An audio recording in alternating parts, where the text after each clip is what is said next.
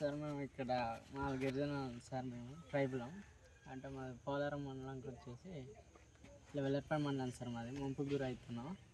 అంటే మేము ఇక్కడ టూరిజం డెవలప్మెంట్ ఉంది సార్ ఎప్పటి నుండో, కానీ మేము ఐటీడీఏలో అడుగుతున్నది ఏంటంటే చదువుకున్న స్టూడెంట్స్ చాలామంది ఉన్నారు, డిగ్రీ అయిపోయి ఇంటర్ 10th అలా.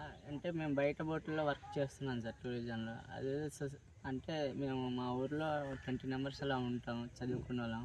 వాళ్ళని గవర్నమెంట్ కొంచెం ఈ ట్రైబల్ లోన్లు అయితే ఇచ్చి ఇలాంటి బోట్లు ఇస్తే మాకే ఉపయోగపడి మేము కొంచెం డెవలప్ అవుతాం సార్. జాబులన్నీ అంటే లేవు అసలే. మేము ఇంక ట్రైబ్లో బయట పోటీ పడాలన్నా పడలేము సార్. మీరేమన్నా సొసైటీ అయితే మీ సొసైటీ కింద వాలంటీర్ లోన్ అవును సార్ ప్రభుత్వం అది ఇస్తే కొంచెం డెవలప్మెంట్ అయిపోతాం సార్. అదే నీ పేరు? ప్రవీణ్ కుమార్ రెడ్డి. ఏం ప్రవీణ్? ఇట్లా ప్రవీణ్ కుమార్ రెడ్డి. నువ్వు ఎంత చదువుకున్నావు? సార్ ఇంటర్ అయిపోయింది. నేను ఇంటర్ అయిపోయింది. అట్లా 20 మంది ఉన్నారు మన ఊర్లో. సార్ టెక్కుపల్లిలో 20 మంది, డిగ్రీ చేసిన వాళ్ళు 45 ఉన్నారు కదా. అందరూ కూడా వేరే బోట్లలో పనిచేస్తారు. అందరికి చేస్తారు ఇక్కడ వరకు 8 మెంబర్స్ ఉంటుంది. బోటింగ్ నలుగురే, మళ్ళీ మిగిలిన అంతా ఖాళీ సమస్య. కాబట్టి సొసైటీలు పెట్టి సొసైటీ కింద ఒక 2-3 బోట్లు ఇస్తే మీకే ఉపాధి ఉంటుంది. ఓకే. స్టాఫ్ 14,000 ఉంటుంది. డ్రైవర్కి అయితే 15,000 నుంచి 16,000 వరకు ఉంటుంది. 2,000 తేడా, 2,000 తేడా. కానీ అందరికి కూడా 13,000, 14,000, 15,000 ఇస్తుంటారు ఇక్కడ నలుగురికి. ఒక్కొక్క బోటు 4 వస్తారు. తర్వాత ఇట్లనే మళ్ళీ ఏదైనా ఆరోగ్య సమస్యలు వచ్చినప్పుడు అటువంటి వాటికి ఏమన్నా ఉంటుందా? మళ్ళీ అలాంటిది ఏముండదండి. మనకు వచ్చిన జీతంలోనే మనమే ఖర్చు పెట్టుకోవాలి. ఏం భద్రత ఏం లేదు. నువ్వు పని చేస్తే నెల జీతం వస్తుంది. నీకు ఆరోగ్యం బాగాలేక ఇంట్లో పడుకుంటే జీతం కట్టే. అంటే సెలవులు ఏమైనా ఇస్తారా మళ్ళీ మీకు? సెలవులు 30 రోజులకి 7 రోజులు సెలవులు ఉంటాయండి. 7 రోజులు మనం అత్యంత అవసరంలోనే వాడుకుంటాం. మిగిలిన రోజులు ఇదే బోట్లో ఇక్కడే నైట్ కూడా ఇక్కడే పడుకొని ఉంటాం అనమాట. రాత్రి పగలు పగలేమో ప్యాసింజర్లు టూరిస్ట్ పట్టుకుపోతాం, రాత్రి అంతా శుభ్రం చేసుకోవడానికి రెడీగా ఉండాలి. అయితే ఇప్పుడు మీరందరూ అసలు ఏమనుకుంటారు? కొండరెడ్డి యువత అంతా మీరందరూ ఏమనుకుంటారు ఇక్కడ ఈ ప్రాంతంలో ఉన్న వాళ్ళు?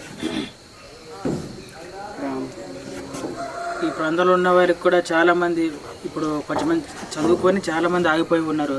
ఇలాంటి నిరుద్యోగం అంటే మేము కూడా కొద్దిగా గొప్ప చదువుకున్నాం, మాకు ఇప్పుడు పై స్థాయిలో జాబ్స్ అనేవి ఏం రావండి. కాబట్టి మాకు కూడా ఈ ప్రభుత్వం ఏదైనా ఇలాంటి బోర్డు కానీ మాకు ఇస్తే మా కొండారెడ్డి యువతకి ఏదైనా మాకు కొంచెం కొద్దిగా గొప్ప మాకు సహకరించినట్లు ఉంటుంది, మా భవిష్యత్తులు కూడా బాగుపడతాయని అనుకుంటున్నామండి. ఇదే ఒక ఉపాధి కాబట్టి మార్చుకుంటాం, ఉన్న వనరులను వాడుకోవడం. తర్వాత ఇక్కడ నిన్న చూసినప్పుడు ఎరంటాల పెళ్ళిపోతే మనకి అక్కడ శివాలయం, పాత శివాలయం ఉన్నది. అట్లనే ముందు కూడా ఇప్పుడు జీడిగుప్పకి కట్కూరులో కూడా ఒక పాత శివాలయం ఉన్నది. తర్వాత అట్లనే మన మహిళలు కూడా ఎదురుతోటి ఏంటంటే ఫ్లవర్స్, బుట్టలు అవన్నీ కొద్దిగా పడవలు అటువంటి తయారు చేస్తారు. అంటే ఇంకా శిక్షణ ఇస్తే ఇంకా రకరకాలు తయారు చేయొచ్చు, ఇంకా మోడల్స్ చేయొచ్చు. చేసేటువంటి నైపుణ్యం ఉంది మన దగ్గర. సో అటువంటి కూడా ఉపాధి వస్తుంది, వాళ్ళకి వస్తుంది. ఇటు యువత బోట్ నడపడం వల్ల మీకు ఉపాధి వస్తుంది. తర్వాత ఫుడ్ స్టాల్స్, ఇప్పుడు చేపలు ఎక్కువ దొరుకుతాయి. ఈ చేపలన్నీ కూడా మనం వంట నేర్చుకున్నాడు చేస్తే ఫ్రైలు గీలు అవన్నీ చేసుకుంటే పచ్చళ్ళు పెట్టుకుంటే అది కూడా వచ్చిన టూరిస్టులు అవి కూడా పట్టుకొని పోవడానికి అదొక ఉపాధి. అందరూ బోట్ నడపడం లేదు కదా, ఒక్కొక్కరు రకరకాల పని చేయొచ్చు. అట్లనే మన కొండ ప్రాంతాల్లో కొండ రేట్లు ఇప్పుడు కూడా కొండ జొన్నలు, సోళ్ళు ఇవన్నీ పండిస్తున్నారు. బొబ్బర్లు కందులు పండిస్తారు. అంతా కూడా ఎరువులు వేయకుండా స్వచ్ఛంగా సేంద్రియంగా పండించిన పంటలు ఇవన్నీ, మందు లేని పంట. సో ఇవి కూడా కొంతమంది ఏం చేయొచ్చు, వాటిని సేకరించుకొని దాన్ని ప్రాసెస్ చేసుకొని మంచిగా 1/2 kg ప్యాకెట్, 1 kg ప్యాకెట్ చేసుకుంటే వచ్చిన యాత్రికులు కూడా కొనుక్కొని పోతే అట్లా కూడా ఉపాధి అవుతుంది. అంతేనా? అంటే నీకు ఉద్యోగాలు ఇవ్వకపోయినా సరే టూరిజం ద్వారానే ఇన్ని రకాల ఉపాధి అవకాశాలు ఉన్నాయి. ఒకటి బోట్ నడపచ్చు, అంతేనా? దీంట్లో పాటలు పాడేవాడు ఉంటే ఆయనకు ఆదాయం. పాటలు పాడేందుకు ఉంటారు కదా బోట్. చికెన్ కూడా తయారు చేస్తున్నారు సార్. బాంబో చికెన్ చేస్తారు, బొంగు చికెన్ చేసే వాళ్ళు ఉంటారు. ఇట్లా మన మిల్లెట్స్ అంటే చిరుధాన్యాలు మన వెనకడ తినేటివి. ఇప్పుడు అవన్నీ పెద్ద మార్కెట్ బయట. తర్వాత ఈ వస్తువులు తయారు చేసేవి, వెదురుతో చేసేవి, ఇవి అమ్మొచ్చు. తర్వాత మన పెద్ద మనిషి అడవిలో పోయినప్పుడు తేనె తెస్తారు, గడ్డలు తెస్తారు, దుంపలు తెస్తారు, లేకుంటే కుంకుడికాయలు, చింతపండు ఇవి చేస్తారు. ఇవన్నీ కూడా మందు లేని పంట. ఇవి కూడా అమ్మొచ్చు మనం ఇక్కడ. అంటే ఈ రకంగా ప్రభుత్వాలు కూడా ఇట్లా ఆలోచన చేయాలని, అంతేనా మీరు అనేదేనా? మేము కూడా ఏమంటారు అంటే ఉద్యోగస్తులు ఈ జాతిలో పుట్టినాం, మేము కూడా కోయ జాతిలో పుట్టినాం. నాది ఇప్పుడు ఆంధ్రప్రదేశ్ కాకుండా తెలంగాణలో ఉన్నాం. ఒకప్పుడు ఉమ్మడి ఆంధ్రప్రదేశ్ మనం. సరే రాష్ట్రాలు ఏదైనా సరే మనంతా కూడా ఒకటే జాతి. కొండారెడ్డి ఆంధ్రప్రదేశ్ ఉన్న కొండారెడ్డి అంటాడు, తెలంగాణ కొండారెడ్డి అంటాడు. కోయడిని తెలంగాణ ఉన్న కోయనే, ఆంధ్రప్రదేశ్ లో కోయనే, చర్చిగడ పోయినా కోయనే, అంతేనా కదా? ఈ కోయ, కొండారెడ్డి, చెంచు, గోండు ఇవన్నీ నాయకుడు అంతా కూడా అడవిలో ఉంటున్న మనంతా కూడా ఆదివాసులు అంటారు. అయితే మనకు రావాల్సినటువంటి ఈ ప్రయోజనాలు అన్నీ కూడా, రిజర్వేషన్ అన్నీ కూడా వలస వచ్చినటువంటి ఉత్తరాది లంబాడి పడడం వల్ల, అవునా కదా, ఉద్యోగాలు మొత్తం పోయినాయి. ఇప్పుడు కనీసం ఇదన్నా మనకి ఈ టూరిజం అనే మనకి హక్కు కల్పించకపోతే ఇవి కూడా వాళ్ళు ఎత్తుకుపోతారు, అంతేనా? కాబట్టి మనం కూడా ఏమంటాం అంటే ప్రభుత్వాన్ని, సరే ఎలక్షన్ వచ్చి మనం నచ్చిన పార్టీ మనం ఓటేసుకుంటాం, కాకపోతే మీరు రాజ్యాంగ పరంగా మా హక్కులు ఏమని మాకు కల్పించండి, మాకు సొసైటీ చేసి మీరే ఎంతో, ఇప్పుడు ఒక బోర్డు తయారు చేయంటే ఒక 50 లక్షలు 60 లక్షలు అవుతుంది, అంతేనా? మా అంటే పెద్ద బోర్డు చేయడం 1 కోటి అవుతుంది. అది చేసి ఇస్తే ఒక గ్రామానికి ఇచ్చారు. మీరు ఇప్పుడు మీదే గ్రామం? పోచారం గ్రామం ఇచ్చారు. పోచారం గ్రామంలో ఒక 20 మంది యువతున్నారు. మీరు 20 మందికి 1 కోటి రూపాయలు బోర్డు పెట్టిస్తే దానిపైన వచ్చే ఆదాయం మీరు తలా ఇంత పంచుకుంటారు లాభం. తర్వాత ఈ లోన్ కట్టాల్సింది కూడా అమౌంట్ మీరు సగం కడతారు దానికి, అంతేనా?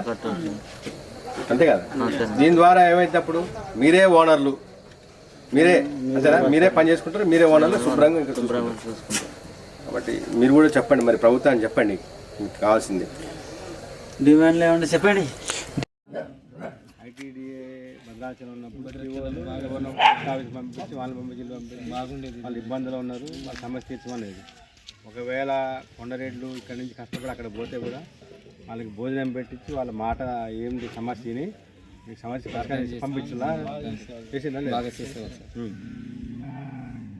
అప్పుడు ఇచ్చినాయి కొద్ది గొప్ప ఉద్యోగాలు కూడా కొండరెడ్లకి, అవునా కదా? ఇలా ఇచ్చిందా?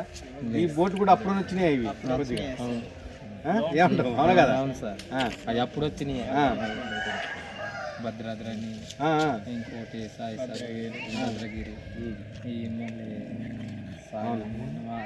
అప్పుడు రాజలా ఐటీ ఉన్నప్పుడే కొద్ది గొప్ప కొద్ది నడిచినాయి ఇటువంటి. ఇప్పుడైతే ఉపయోగమే లేకుండా అయిపోయింది. జై ఆదివాసీ, జై కొండారెడ్డి, ఆదివాసీల ఐక్యత, ఆదివాసీల ఐక్యత.